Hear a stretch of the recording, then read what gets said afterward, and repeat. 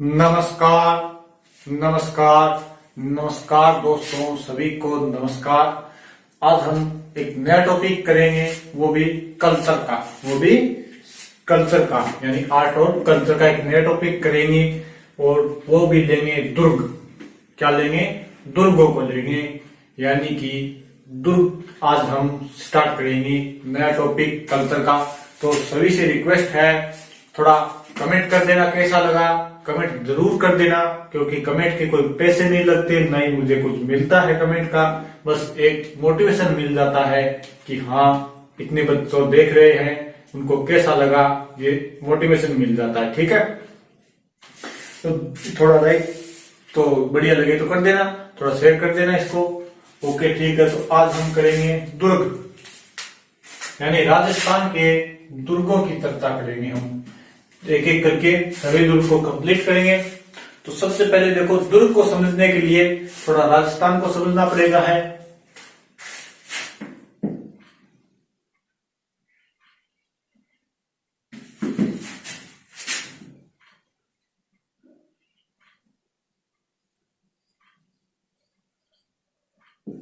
ये अपना क्या है?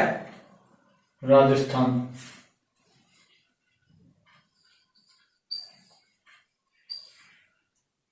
ये अपना क्या है?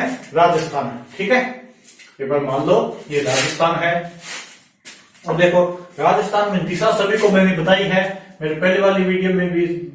सबसे ऊपर क्या लिख दो? उत्तर। नीचे क्या लिख दो? दक्षिण। ऊपर लिख दो उत्तर, नीचे दक्षिण। ध्यान रखो, जिधर भी चाहे किसी में भी लिखते हो, हमेशा ही ऊपर क्या लिखो? उत्तर। जिस भी पेज में हो, जिधर भी लिख रहे हो, हमेशा ऊपर उत्तर लिख दो, उत्तर के अपोजिट दक्षिण। राइट हैंड, हमारा जिस तरफ राइट हैंड है उस तरफ हमेशा ही क्या लिख दो? पूर्व, यानी ये हो गई पूर्व। और फिर उसके अपोजिट में क्या हो गई? पश्चिम। दिशा की कोई दिक्कत नहीं। तो देखो, उत्तर दक्षिण पूर्व पश्चिम दिशा हो गई, राजस्थान हो गया अपना। अब देखो, ये हम एक नंबर पे दुर्ग देखेंगे तो वो देखेंगे चित्तौड़गढ़ का। चित्तौड़गढ़ का, ठीक है, एक नंबर चित्तौड़गढ़ का दुर्ग देखेंगे। तो ये देखो, ये राजस्थान को हम बांट देते हैं, यहां से यहां तक ये बांट दिया। ठीक है, यानी इसको बांट देते हैं, तो ये यहां पे चित्तौड़गढ़ आता है। मान लो ऐसा चित्तौड़गढ़ आ गया यहाँ पे। यहां से एक क्वेश्चन बनेगा, और जो क्वेश्चन बार बार आता है, यानी लगभग एग्जामों में, राजस्थान के एग्जाम में लगभग वो क्वेश्चन आता ही है। एक एग्जाम छोड़ के दूसरे एग्जाम में आता ही रहेगा। एक ये है अपना चित्तौड़गढ़, ये चित्तौड़गढ़ है। और यहीं पे है झालावाड़। झालावाड़, और यहां पे एक दुर्ग है, गागरोन का दुर्ग।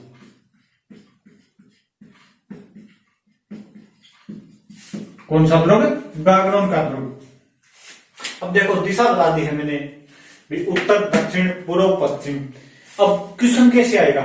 इस गागरोन के दुर्ग की विशेषता है, ध्यान रखना, इसकी नींव नहीं है। नींव नहीं है। ये राजस्थान का ये भी क्वेश्चन आता है, राजस्थान का ऐसा कौन सा दुर्ग है जिसकी नींव नहीं है? वो है गागरोन का दुर्ग। यानी गागरोन का दुर्ग सीधा समतल भूमि के ऊपर ही है, गागरोन के दुर्ग के नींव नहीं है। इसलिए कौन से दुर्ग में आता है? तो ये आता है जल दुर्ग में। कौन सा दुर्ग है ये? जल दुर्ग। और जल दुर्ग का एक नाम और है, वो है ओदक दुर्ग। ओदक दुर्ग जल दुर्ग का ही दूसरा नाम है।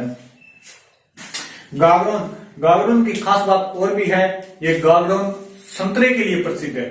यानी गागरोन का संतरा प्रसिद्ध है, गागरोन का संतरा प्रसिद्ध है। और गागरोन के तोते भी प्रसिद्ध है, यानी गागरोनी तोता यहीं पे अभ्यारण्य में पाया जाता है, झालावाड़ में। और झालावाड़ में संतरे के लिए भी प्रसिद्ध है। अब देखो, दुर्गों की बात कर रहे हैं, तो दुर्ग दो बनाए हैं, एक है चित्तौड़गढ़, एक है गागरोन।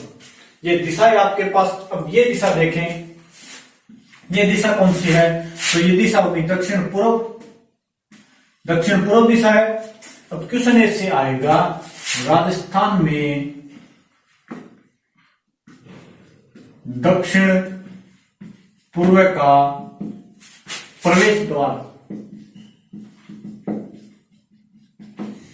राजस्थान में दक्षिण पूर्व का प्रवेश द्वार। दो तो ये ऑप्शन देगा ही देगा, इसके अलावा कुछ भी और दे सकता है। औरों को ध्यान नहीं देखना, इन दो में देखो। अगर इन दो में देखें तो जैसे हिसाब से देखें तो जैसे गागरण हो रहा है, अगर अपने देखें कोई भी देखेगा तो वो गागरण दुर्ग ही देखेगा, दक्षिण पूर्व का प्रवेश द्वार। लेकिन एनसीईआरटी में एग्जामिनर ये मानता है चित्तौड़गढ़, जो ध्यान रखना, दक्षिण पूर्व का प्रवेश द्वार कौन सा है? चित्तौड़गढ़। राजस्थान में दक्षिण पूर्व का प्रवेश द्वार कौन सा है?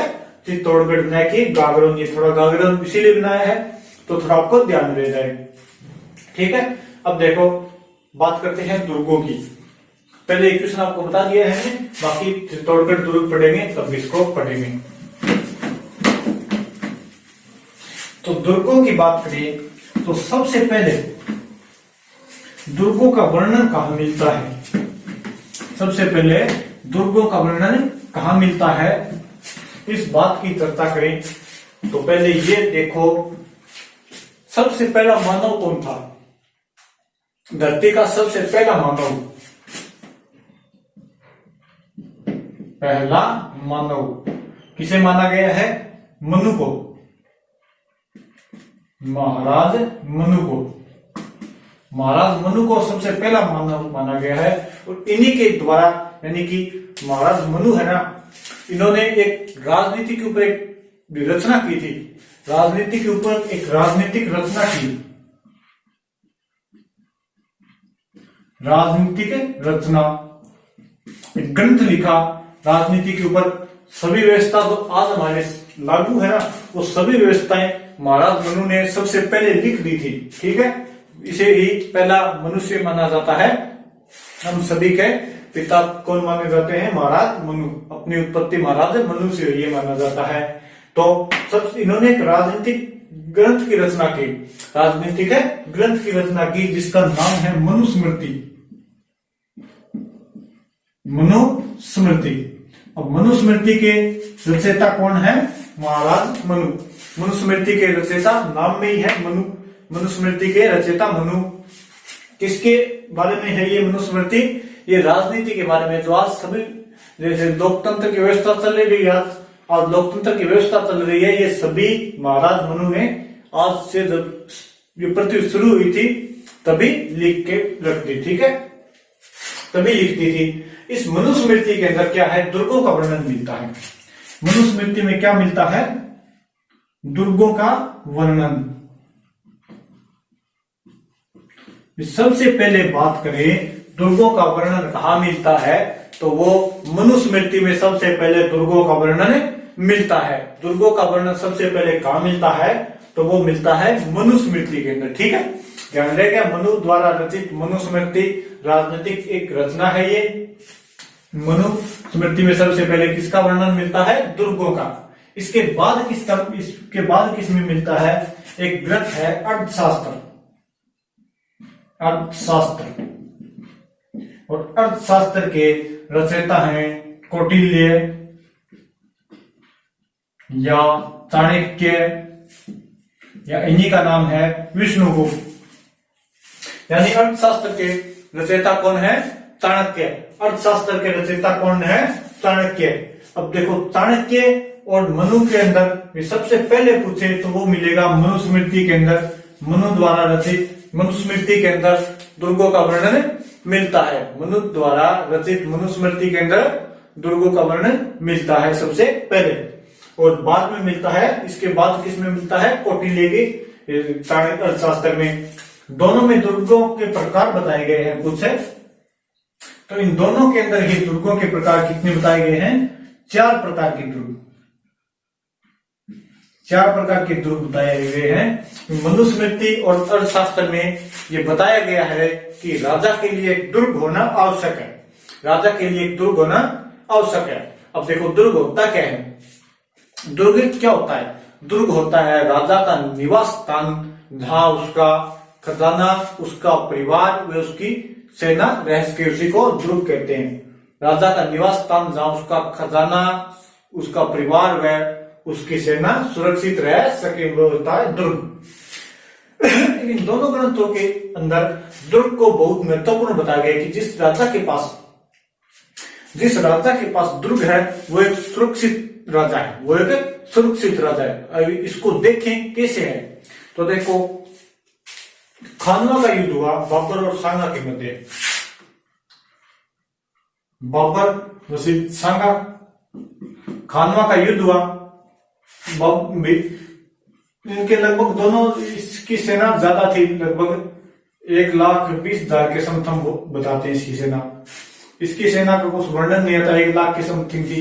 फिर भी राणा सांगा की सेना बहुत थी, बराबर नहीं तो जैसे ज्यादा नहीं माने तो बराबर तो थी सेना, लेकिन मात्र और मात्र 6 घंटों में महाराणा सांगा युद्ध हार गए। 6 घंटों में महाराणा सांगा युद्ध हार गए, इतनी बड़ी सेना होने के बावजूद भी। लेकिन फिर देखो चित्तौड़ के तीसरे साके में 1567-68 में देखो महाराणा प्रताप के पास जयमल सत्ता थे, चित्तौड़ के अंदर मात्र और मात्र 8,000 राजपूत थे। कितने राजपूत थे? 8,000 राजपूत थे। और अकबर के पास थी 40,000 से लगभग 60,000 की मध्य सेना थी। 40,000 से 60,000 की मध्य सेना थी। फिर भी अकबर को चित्तौड़गढ़ जीतने में 6 माह का वर्ष लगा था। कितना टाइम लग गया? 6 माह का, यानी 6 महीने का टाइम लग गया। तो अब देखो यहाँ पे क्या ऐसी चीज है कि 8,000 भी 40,000 से 50,000 के मध्य 6 माह टाइम लग गया, लेकिन यहाँ पे 6 घंटे ही लगी, क्योंकि यहाँ पे दुर्ग था इनके पास। ये खुले मैदान में थे, इनके पास दुर्ग था। तो भी इनकी बात सही है कि एक राजा को सुरक्षित रहने के लिए दुर्ग की आवश्यकता होती है। एक राजा को सुरक्षित रहने के लिए दुर्ग की आवश्यकता होती है, ये बात सही है। यहाँ पर दुर्ग के बलबूते पे 6 माह तक डटे रहे। यहाँ पर सेना भी उनसे 5 गुना कम थी और यहाँ पर सेना भी ज्यादा होते हुए मात्र 6 घंटे में हार गए। तो महत्वपूर्ण क्या चीज हो गई? दुर्ग। महत्वपूर्ण क्या हो गया? फिर दुर्ग हो गया महत्वपूर्ण। तो मनुस्मृति और अर्थशास्त्र में दुर्ग को राजा के लिए एक महत्वपूर्ण बताया गया है दोनों के अंदर ही। अब देखो अर्थशास्त्र में एक सिद्धांत है सप्तांक सिद्धांत। इसमें 7 चीजें बताई गई है। एक राजा प्लस प्रजा, दुर्ग, खजाना, सेना, मित्र, 1 2 3 4 5 हो गया, ये कौन सा? खजाना हो गया, मित्र हो गया, सेना हो गई और दुर्ग आई गया। सप्तांक सिद्धांत में 7 चीजें बताई गई है। एक तो हो गया राजा, हो गया खुद, प्रजा भी हो गई और एक चीज हो गई, राजा हो गया, प्रजा हो गया, दुर्ग हो गया, खजाना हो गया, सेना हो गई और मित्र। एक वो है ये ताकत की चीज जो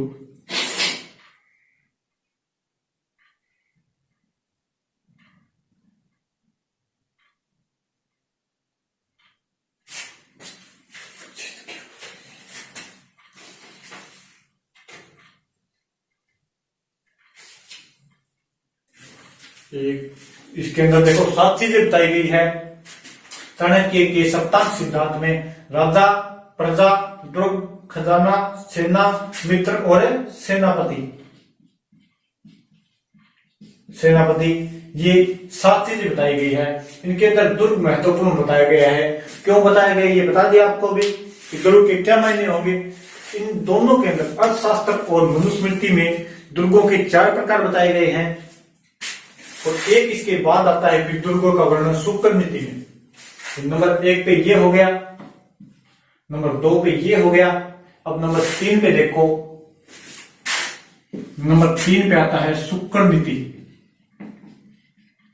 शुक्र नीति इसके अंदर दुर्गों का 9 प्रकार बताए गए हैं। दुर्गों के कितने प्रकार बताए गए हैं? 9 प्रकार। इन मनुस्मृति और अर्थशास्त्र में 4-4 प्रकार और शुक्र नीति में 9 प्रकार के दुर्ग बताए गए हैं। वो कौन कौन से प्रकार के दुर्ग हैं 9, वो देखेंगे अगले पार्ट में। ओके, तो दुर्ग थोड़ा ध्यान कर लेना। सबसे पहले दुर्गों का वर्णन कहाँ मिलता है? मनुस्मृति के अंदर। इसके बाद में कौटिल्य की चाणक्य अर्थशास्त्र की कौटिल्य के अर्थशास्त्र में। मनुस्मृति किसकी रचना है? महाराज मनु की। और शुक्र नीति में 9 प्रकार के, इन दोनों में 4 प्रकार के। ठीक है, ओके भाई, थोड़ा ध्यान कर लेना। ठीक है, थैंक यू भाई।